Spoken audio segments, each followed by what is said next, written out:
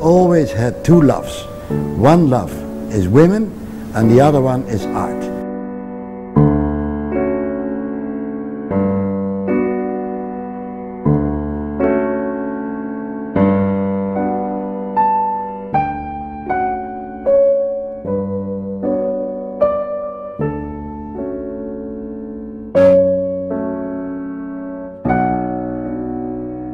My business now is art. I've always loved art.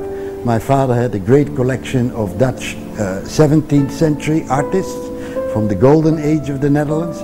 I still have quite a few in storage, and I've always collected art. And I buy what I like. So if you ever have a chance to come to the Soul of Asia in Phuket, you can see artists from all kinds of periods, all kinds of styles, and all kinds of times.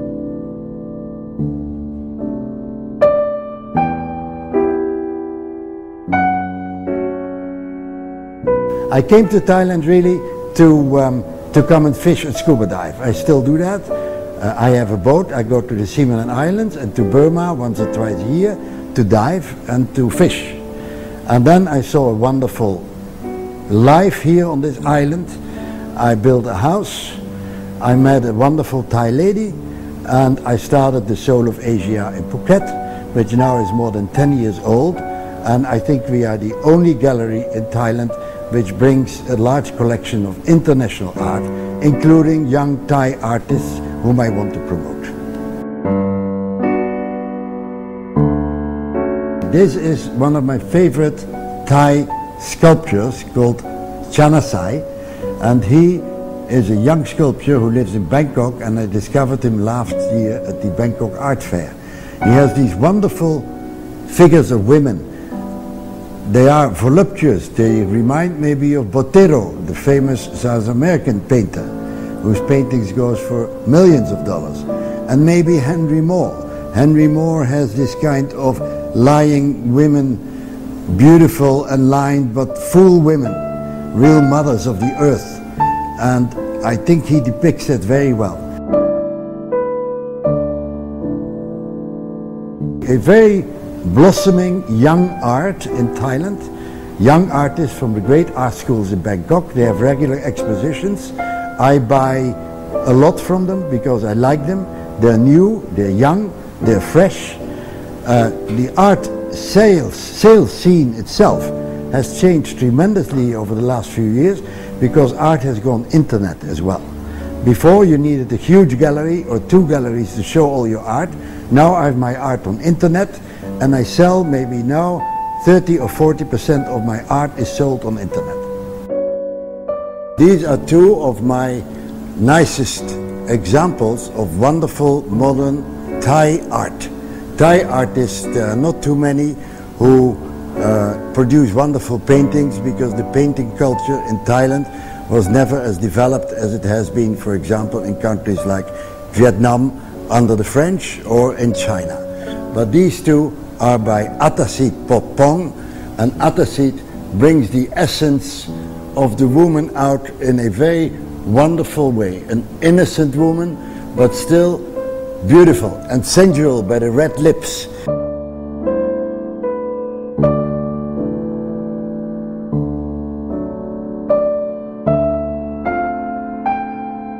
I come here to one of my most favorite pieces by Zhao Jiagang, who is one of the top Chinese artists in modern art. This one was painted by him as a child when he was in a labor camp in northern China under the Cultural Revolution. And it's called the Bloodline series. And the idea is that all the Chinese who have been in the Cultural Revolution are marked by a red mark, the blood mark, and are connected with a line to all the other Chinese who also were victims of the Cultural Revolution.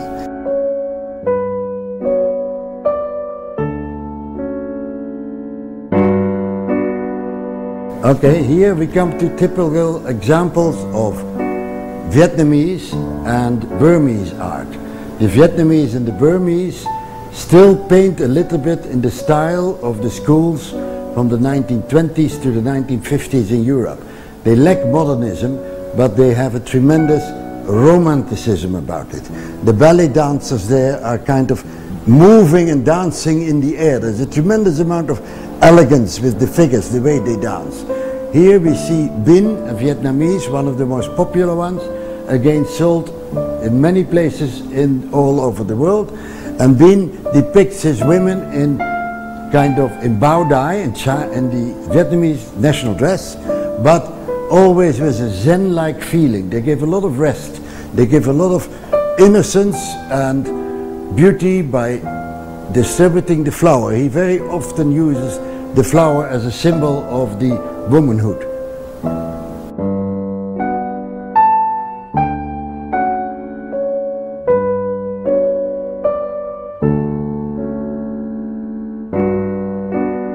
Here we come to one of the most famous artists of all times, and who can be compared to Picasso or Chagall, and it is Andy Warhol. Andy Warhol's brilliance was that he would take an image of a person, this is Chairman Mao, and then literally colored it, but changed the picture in such a way that it would bring out the typical characteristics of that person. And here you see very clearly a very sensuous man depicted by his lips, a very smart man because he has this wonderful, very smart look. If you know you do business with him, you lose money.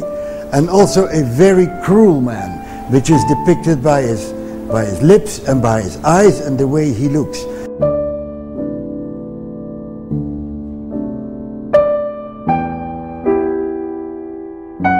And finally we come to my most favorite artist, I think an artist who died about 20-25 years ago, Salvador Dali. I think you can recognize him already from the shapes.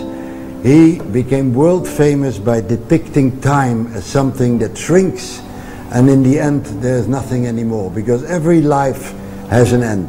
And then he depicted the space Venus, the beautiful woman, who also is marked like every woman and every man by the passage of time, and with time beauty flies away.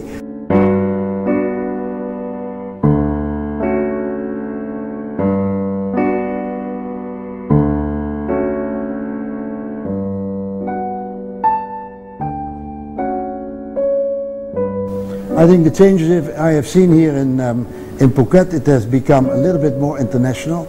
I have many friends, Thai friends and international friends, and with the increasing development of Phuket, you get more and more interesting people, and it is a wonderful way to meet people through art, because I always have something to talk about. I promote Phuket to everybody I meet, for the simple reason that it is probably one of the best places in the world to retire. It is a wonderful climate all year round. We don't have typhoons. We have fantastic diving and fishing waters all around Phuket, and absolutely wonderful people with whom it is great to live and to work. And I have a wonderful lady with whom I live and with whom I am very happy.